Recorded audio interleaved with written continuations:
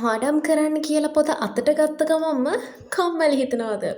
එහෙමත් නැත්නම් ෆෝන් එකට අත යනවද?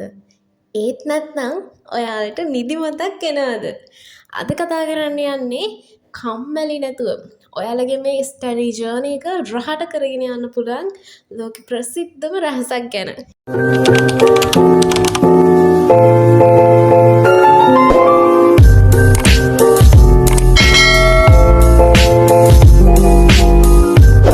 එකටම ඔයාලා තේරුම් ගන්න ඕන දෙයක් තමයි කම්මැලිකම කියලා කියන්නේ ඔයාට විතරක් බලපාන ප්‍රොබ්ලම් එකක් නෙවෙයි. මේක ලෝකේ ඉන්න හැම ස්ටඩි ජර්නි එකක්ම ඇචීව් කරගත්ත හැම ළමයෙක්ටම මුහුණ පාන්න ඕන ලොකු අභියෝගයක්. ඉතින් ලෝකේ ඉන්න සුපිරිම ෆැට්ටෝ ඩොක්ටර්ස්ලා, ඉන්ජිනියර්ස්ලා, ප්‍රොෆෙසර්ස්ලා කම්මැලි නැතුව කොහොමද එක දිගට වැඩ කරේ? එතකොට මේ ලෝක ප්‍රසිද්ධ රහසක් තමයි ද පොමදෝරෝ ටෙක්නික් එක කියලා කියන්නේ. අපි බලමු ඇත්තටම මේ පොමදෝරෝ කියලා කියන්නේ මොකද්ද? පොමදෝරෝ කියලා කියන්නේ ඉතාලි භාෂාවෙන් තක්කාලි වලට. මේ ක්‍රමය හොයාගත්ත කෙනා පාවිච්චි කරපු ටයිමර් තක්කාලි ගිරිය වගේ නිසා තමයි මේකට ඒ නම වැටිලා තියෙන්නේ. හරි. අපි බලමු අපේ මොළයට එක දිගට කොච්චර අවධානයක් දෙන්න පුළුවන්ද? එක එක්කෙනාට සාපේක්ෂව වෙනස්. කොහොම නමුත් ගොඩක් වෙලාවට ගොඩක් පිරිසකට විනාඩි 30ක් එහෙමත් නැත්නම් 25ක් විනාඩි 50ක් ඔන්න ඔය වගේ කාලයක් තමයි එයාලගේ ફોකස් එක රඳව ගන්න පුළුවන් වෙලා තියෙන්නේ. ඇත්තටම පැය ගාණක් එක දිගට පාඩම් කරන්න ගත්තොත් එහෙම ඇත්තටම අපේ මොළය මේකට හරි කම්මැලි වෙනවා. ඉතින් අපිට මොළයේ සපෝට් එකක් නැතුව නිදිමතත් එකපාරටම එන්න පටන් ගන්නවා. ඉතින් අපිට හරියට අපේ ස්ටඩි කරගන්න බැරි වෙලා යනවා.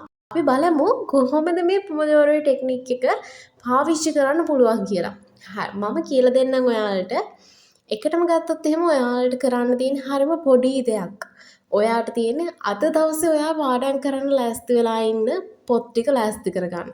to do list ලියන යාළුවෝ to do list එකක් එහෙම ලියලා ඔයාලා කරන්න ඕන අද මොනවද කියලා ලිස්ට් කරගන්න. ඊළඟට ඔයාලට පුළුවන් විනාඩි 25කට ටයිමර් එක සෙට් කරගන්න. දැන් මේකෙදි ෆෝන් එකෙන් ටයිමර් තියන්න කලබල වෙන්න එපා. මොකද ගොඩක් වෙලාවට කට්ටියට ෆෝන් එක අතර ගත්තායින් පස්සේ කරන්න ඉන්න දේ නෙවෙයි කරලා තියෙන අන්තිමට. ඔන්න ඔය හේතුව මත පුළුවන් නම් සාමාන්‍ය විදිහේ ඔරලෝසුවක් පාවිච්චි කරන්න පුළුවන් නම් මේක හොඳයි. හැබැයි Tamanට තමන්ව විශ්වාසයි නම් තමන්ගේ ફોකස් එක බෙදෙන්න නැහැ කියලා එන්න ඒ වගේ යාළුවෙක්ට පුළුවන් අනිවාර්යයෙන්ම ටයිමර් එකකට සෙට් කරගන්න. ඊළඟට ගත්තයින් පස්සේ ඔයාලට කරන්න තියෙන විනාඩි 25ක් තමන්ගේ ફોකස් එක මේ විනාඩි 25 විතරමයි මම පාඩම් කරන්න කියලා හිතලා ඔයාගේ මොලේ පොඩ්ඩක් රවට්ටගෙන විනාඩි 25ක් පාඩම් කරන්න ගන්නවා. ඊළඟට ඔයාලට පුළුවන් විනාඩි 5ක එහෙමත් නැත්නම් 10ක බ්‍රේක් එකක් ගන්න.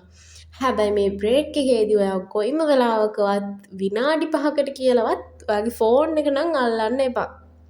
කන්ට්‍රෝල් එකක් නැති අය කොහොමටවත්ම විනාඩි 5ටවත් මේ ෆෝන් එක ගන්න නම් එපා. ඔයාලට පුළුවන් මේ විනාඩි 5 එහෙමත් නැත්නම් මේ විනාඩි 10 ස්පෙන්ඩ් කරන්න පොඩ්ඩක් වටපිටාව ඇවිදලා කරලා ඇවිල්ලා පොඩ්ඩක් අම්මා තාත්තත් එක්ක කතා කරලා ගෙදර ඔයා ඇති කරන සුරතලෙක් ඉන්නෝ නම් එයත් එක්ක පොඩ්ඩක් ආශ්‍රය කරලා මේ විදිහට ඔයාට පුළුවන් ඔයාලගේ මේ පුංචි බ්‍රේක් එක අත්විඳින්න. ඒ වගේම තමයි අපි බලමු මේ ද බෙනිෆිට් මොනවාද මේකෙන් හම්බෙන්න පුළුවන් බෙනිෆිට්. ඇත්තටම මේ ලෝක ප්‍රසිද්ධයි කියන මේ රහසේ ඇත්තටම ප්‍රතිඵල තියනවද? එහෙම හිතෙන්න පුළුවන් ඕනම කෙනෙක්ට. හැබැයි මේකේ ප්‍රතිඵල දන්නේ හරි විදියට කරන කෙනෙක් විතරයි. එහෙම නැති කෙනෙක්ට මේකත් එක්තරා විදියක ඉගෙන ගන්න සාමාන්‍ය ස්ටඩි ටිප් එකක් වෙනවා. අපි බලමු අපේ මොළයට පීඩනයක් දැනෙන්නේ නැතුව මේක කරන්නේ කොහොමද කියලා. ඇත්තටම ගත්තොත් එහෙම පොමොඩෝරෝ ටෙක්නික් එකෙන් අපේ මොළයට කිසිම ප්‍රෙෂර් එකක් එන්නේ නැහැ. මොකද විනාඩි 25ක් වගේ පොඩි කාලයක් තමයි අපිට පාඩම් කරන්න තියෙන්නේ. ඒ වගේම තමයි මේ සම්පූර්ණ ක්‍රියාවලිය 4ක් විතර එක දිගට කරාට පස්සේ ඔයාලට ලොකු බ්‍රේක් එකක් ගන්න පුළුවන්. ඇත්තටම පාඩම් කරන්න කම්මැලි අයට හොඳම මෙතඩ් එකක් තමයි මේක. ඉතින් මේක ලංකාව විතරක් දන්න දෙයක් නෙවෙයි. මේක ලෝක ප්‍රසිද්ධ කට්ටිය තමන්ගේ ස්ටඩි ඇචීව් කරගත්ත මේක හරි ඇක්ටිව් ස්ටඩි ටිප් එකක්. ඒ වගේම තමයි කියන්න ඕනේ ඔයාට මේක කොහොම කිව්වත් තනියම ඔයාලට කරන්න බැරි අය ඉන්නේ නැති. ටයිමර් එකක් තියාගෙන මේක කරන්න බැරි අය, කම්මැලි වගේ අය. ඉතින් ඒ අයත් එක්ක මේ ජර්නි එක හරියට ඇචීව් කරගෙන යන්න තමයි මම මේ වගේ channel එකක් ක්‍රියේට් කරේ.